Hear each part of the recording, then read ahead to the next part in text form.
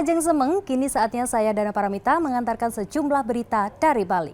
Berikut 3 di antaranya.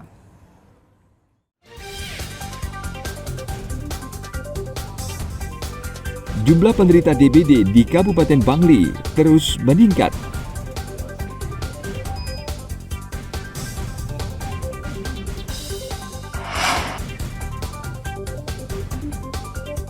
Forum Air Dunia yang akan berlangsung di Bali menjadi momentum bagi pemerintah daerah untuk membenahi kualitas air di Danau Batur.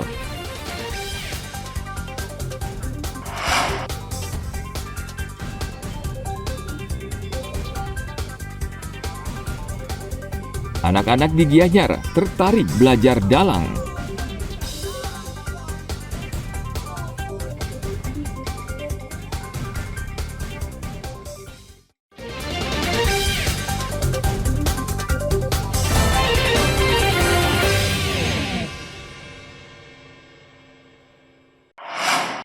Nah, ajar gua.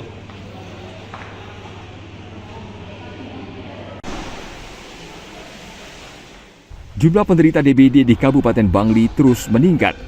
Cuaca yang tidak menentu belakangan ini menjadi pemicu demam berdarah di Bangli.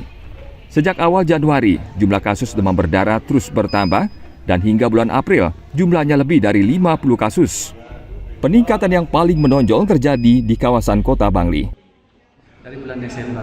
Tapi kalau kita lihat tren sampai pertengahan bulan ini, rasa-rasanya paling tidak stagnan lah peningkatannya. Tidak seperti dari bulan Desember sampai bulan Maret itu sangat signifikan per bulan peningkatan. Dari 3, terus ke 24, 30, 110 terakhir di bulan Maret. Sampai saat ini bulan ini sudah 50 Pak. 56. Kalau ya, satu memang faktor geografis, yang kedua faktor perilaku masyarakat, ya faktor iklim juga nih. Iklim cuaca kalau di Kintamani saya rasa kasusnya sangat minimal. karena cuaca cenderung dingin mungkin Pak Sampai. Selain faktor cuaca, meningkatnya jumlah kasus demam berdarah juga disebabkan perilaku masyarakat yang kurang memperhatikan kebersihan lingkungan saat musim hujan.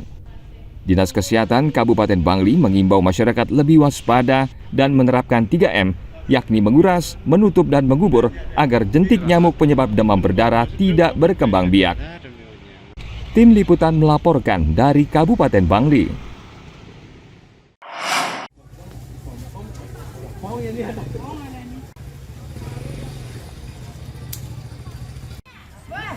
Harga beberapa jenis sayur mayur di sejumlah pasar tradisional di Kabupaten Karangasem hingga saat ini masih relatif mahal, terutama jenis sayur hijau dan sayur putih. Dari hasil pantauan di Pasar Subuh Amlapura Barat, Karangasem, harga sayur hijau sudah 2 kali naik. Sebelumnya naik dari Rp8.000 per kilo menjadi Rp10.000 per kilo, dan saat ini harganya mencapai Rp12.000 per kilogram. Begitu juga dengan sayur putih atau sawi putih, harganya juga mengalami kenaikan dari Rp10.000 menjadi Rp15.000 per kilogram. Kenaikan harga sayur mayur ini sudah terjadi sejak sebelum Lebaran lalu.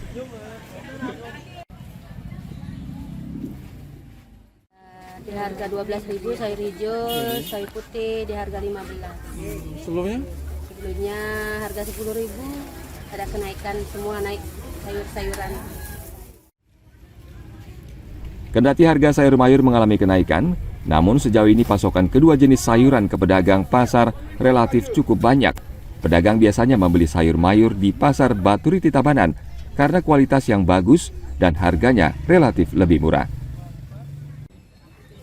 Tim Liputan melaporkan dari Kabupaten Karangasem.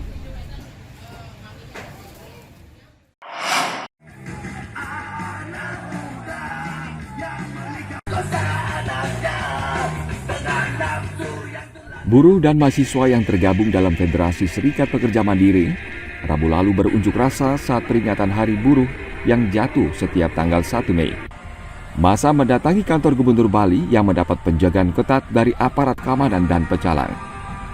Massa menuntut pemerintah memperhatikan nasib para pekerja pariwisata di Bali yang hak-haknya belum sepenuhnya terpenuhi. Menurut pengunjuk rasa, sebagian besar pekerja pariwisata di Bali statusnya tidak tetap, alias pekerja kontrak, sehingga tidak ada jaminan masa depan bagi pekerja. Padahal sektor pariwisata menyumbang devisa terbesar bagi perekonomian Bali. Mereka menyayangkan pengusaha yang lebih senang menyerahkan urusan karyawan ke perusahaan alidaya atau outsourcing.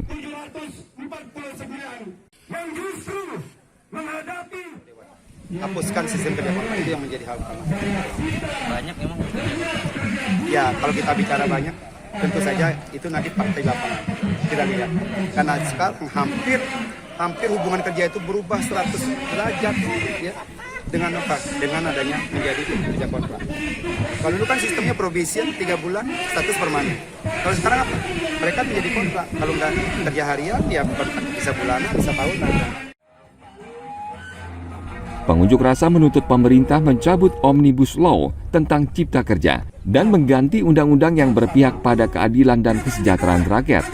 Mereka juga menuntut penghapusan sistem kerja kontrak, alidaya, dan sistem pemagangan dan menaikkan upah buruh, serta melindungi pekerja perempuan dari tindakan kekerasan di lingkungan pekerjaan. Tim Liputan melaporkan dari Kota Denpasar.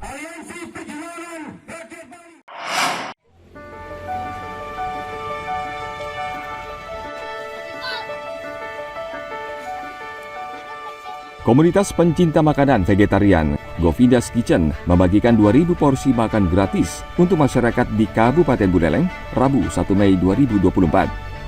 Selain untuk memperingati Hari Buruh Nasional, kegiatan ini juga untuk memperkenalkan makanan sehat kepada masyarakat.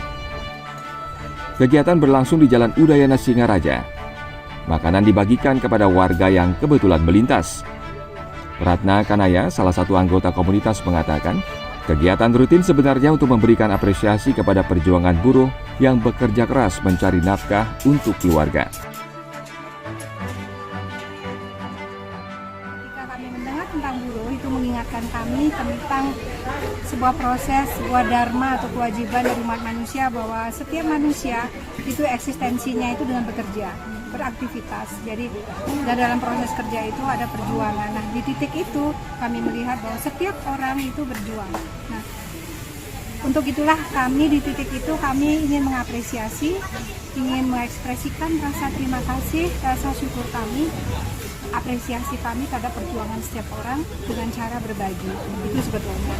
Sekaligus menyemangatkan bahwa dalam perjuangan itu mungkin ada proses naik turun, mungkin tentang ekonomi, sosial dan sebagainya, never give up gitu. Dan kita tidak menunggu untuk kaya dulu untuk kita peduli dengan orang lain, tidak menunggu kaya dulu untuk kita bisa berbagi kebaikan kepada orang lain.